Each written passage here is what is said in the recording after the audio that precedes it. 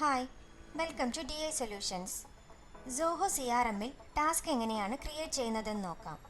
അതിനായി CRM open ചെയ്ത് അതിൽ ആക്ടിവിറ്റീസ് മൊഡ്യൂളിൽ ടാസ്ക് ക്ലിക്ക് ചെയ്യുക.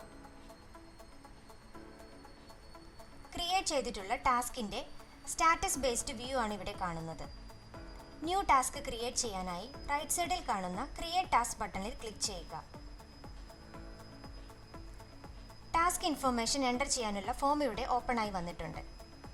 ഇവിടെ ഫസ്റ്റ് ഫീൽഡിൽ ടാസ്കിൻ്റെ സബ്ജക്റ്റ് എൻ്റർ ചെയ്യുക. നെക്സ്റ്റ് ഫീൽഡിൽ ഡ്യൂ ഡേറ്റ് എൻ്റർ ചെയ്യുക. ടാസ്കിൻ്റെ കോൺടാക്റ്റ് ആൻഡ് അക്കൗണ്ട് സെലക്ട് ചെയ്യുക.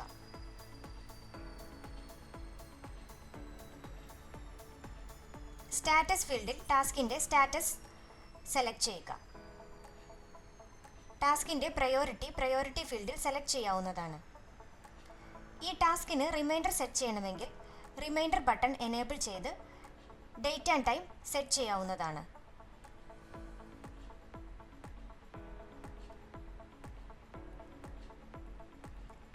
ടാസ്ക് റിപ്പീറ്റ് ചെയ്യണമെന്നുണ്ടെങ്കിൽ ഇവിടെ റിപ്പീറ്റ് ബട്ടൺ എനേബിൾ ചെയ്യാവുന്നതാണ്.